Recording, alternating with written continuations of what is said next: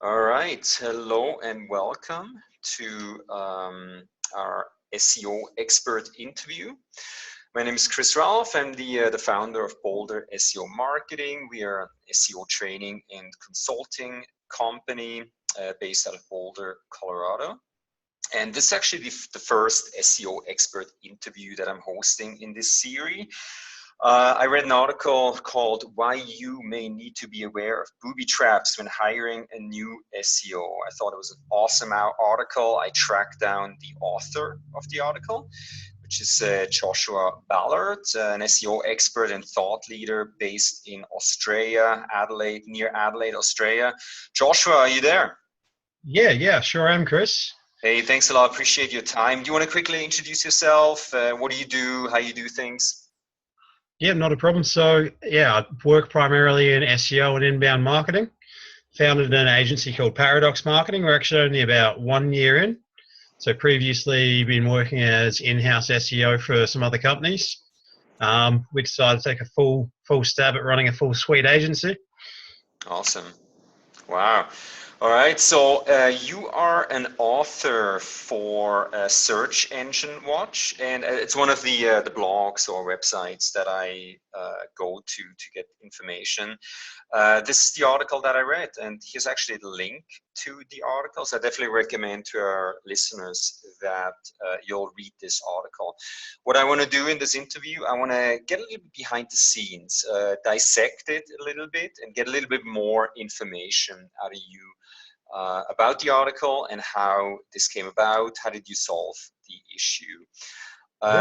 Joshua, if you want to give us like the big picture overview, what is the story about? What is this article about? Yeah, I mean, one of the big thing is, so I've been working simultaneously with another web design and SEO agency for one of my clients.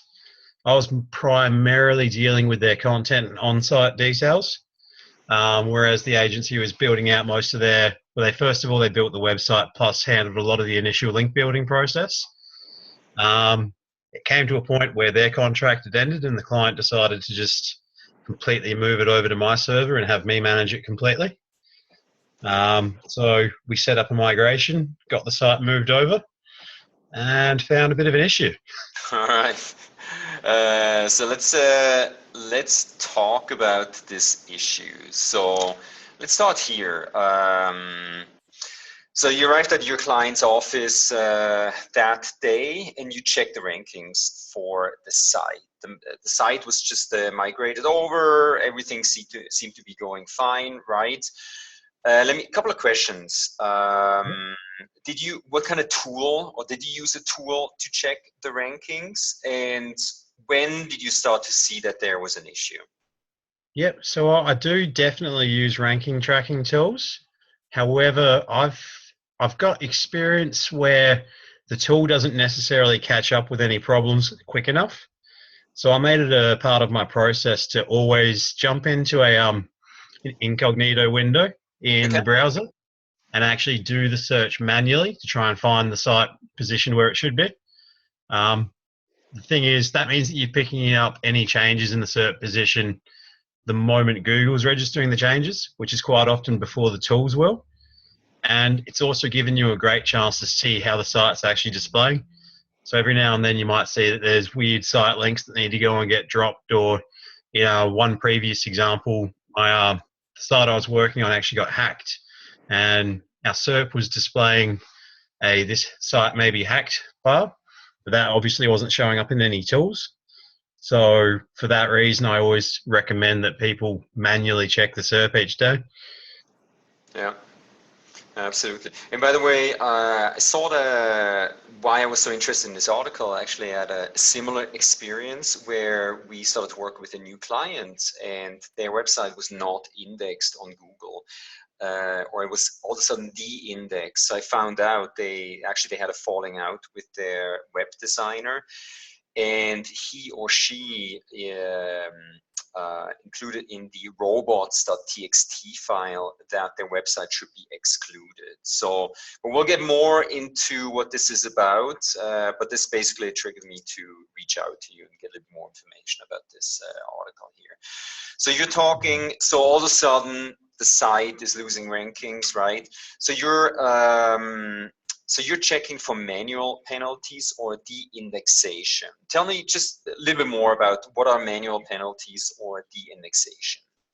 Yep. So a manual penalty is when someone from the Google Web Spam team has jumped in and actually manually looked through the site and the backlink profile and decided that they're like purposely manipulating search rank. And de-indexation is a process where it completely gets removed from Google's index.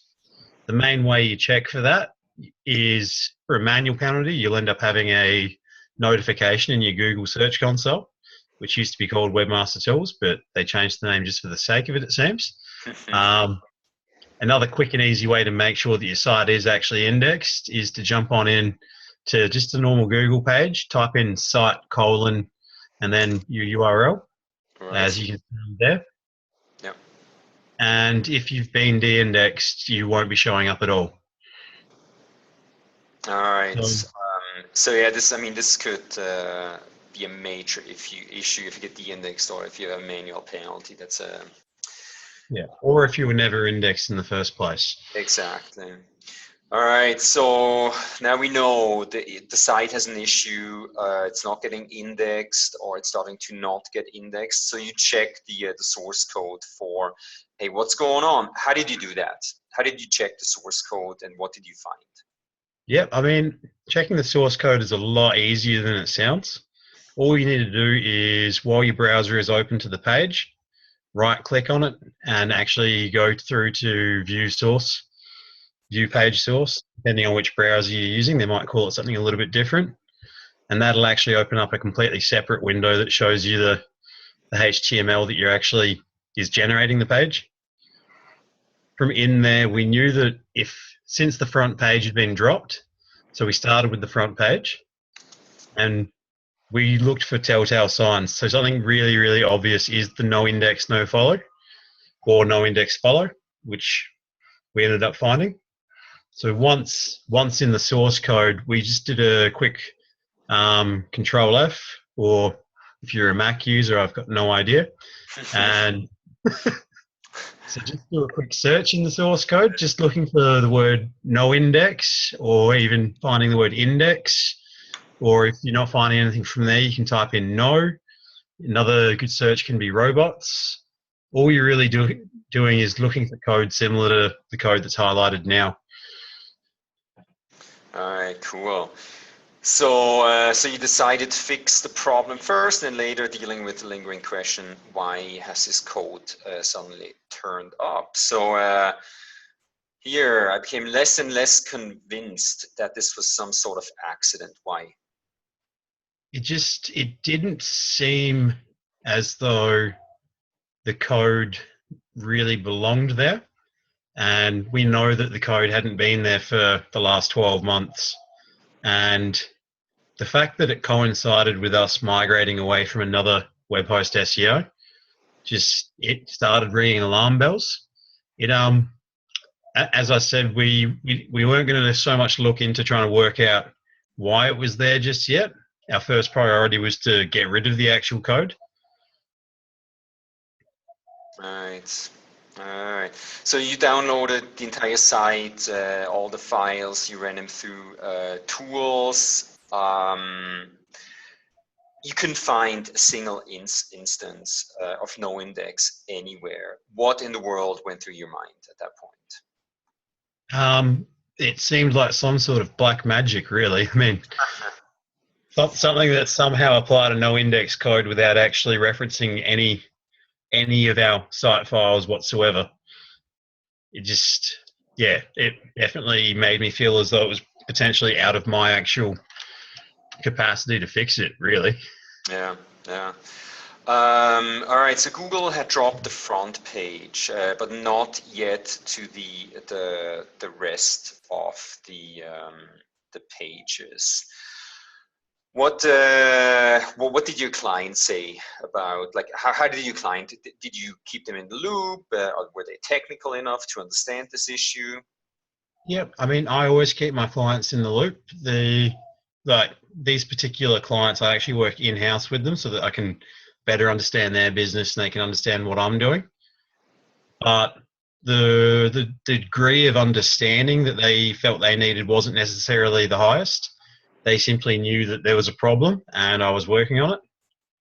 But the clients had complete trust that we get through it. All right. Okay. So the web hosting company that oversaw the migration, they assured you that everything seemed to be okay, right? Tell me about the process, like communication with the web hosting company, etc. Yep. So that's with the same web hosting company that I've been working with for quite a while. Mm-hmm. I've always found them pretty great. Pretty much all we needed to provide to them was an SQL database, which is really easy to get, and FTP access to the old site. We had issues getting the FTP access, so the site actually ended up getting sent to us just as a complete zip file of the entire website, and with an SQL dump as well, which wasn't how my web hosting company wanted it, which, yeah, made things a little bit more interesting again. All right. So eventually, you actually discovered the source of the code, and this is the interesting part where it gets very exciting. Walk us through exactly what is this? How did this get fixed? Where did this happen? Where did this come from?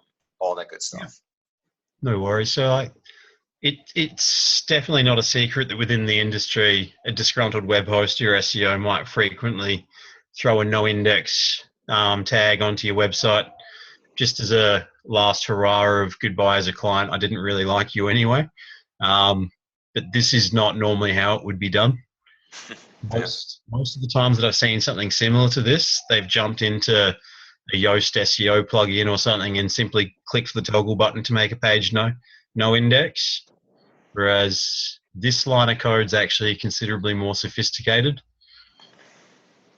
Right here. So the code itself detects if the website is still on the previous server, and if it comes back and decides that it's no longer on the web host's server, then it actually goes to another server itself and fetches the no index code to display it. It just means that the no index code itself doesn't appear anywhere in the website files, only a code that will go and fetch it and then render it afterwards. Wow, so it's off actually outside of the website at this point, right? Yeah, so the no index tag still doesn't exist on the website. There's just a line of code that brings it. Okay, wow. So tell me, what excuse did the previous company give for the code being in there in the first place? I mean, how in the world could this happen? Yeah, now their primary excuse was that that code there sits inside all of their websites, so that if anybody copies and pastes the entire website, that any copyright infringement can't actually be ranked or indexed by Google, which it's not the easiest and most effective way of doing that. A few canonical links embedded inside the website can do just as good a job. And B, they stated that it was human error, that they didn't understand that we were migrating it, which I, for one, definitely do not believe, because it was definitely the frame of conversation we had was we're migrating this site. They tried to say that they thought we were just trying to get our own offsite back up, so therefore it made sense to keep that code in there. But at this point, the code's gone, the problem's removed, they're no longer the service provider, so we decided not to follow it up at all. Okay. All right. So, I mean, this is definitely a more technical SEO issue. What do you have, like, concluding? Any last tips or insights for anybody potentially experiencing a similar issue? Any last thoughts? Yep. Yeah, I mean, the big thing is if you can remember to always manually check your SERP, make sure that you have access to your Google Search Console, and just learn basic things like right-clicking to view the page source so that you can always check the code that's being displayed from your page yourself. Aside from that, though, when you find a web host or a service provider that you trust and you know that they've got your best interests, make sure that you go to them with any problem. Don't try and lose 5 to 6 hours of your day trying to fix a problem when the reality is that it may already be out of your hands technically. Yeah, absolutely. I mean, SEO has become very technical over the last few years. Joshua, I think you're an amazing resource. And are you taking on new clients? Yeah, primarily only local clients though, Okay. and working with some other agencies in more of a white label position. All right, excellent. Hey Joshua, I would like to thank you for taking the time today to explain, go through this issue. You wrote a little bit of a provocative article, your last article for Search Engine Watch. So hopefully I'll get to interview you about this article over the Yeah, that next, definitely ruffled some feathers. over the next couple of months or so. Joshua, thank you very much. I'm going to stop the recording here. Not a problem, Chris. Thank you. Um,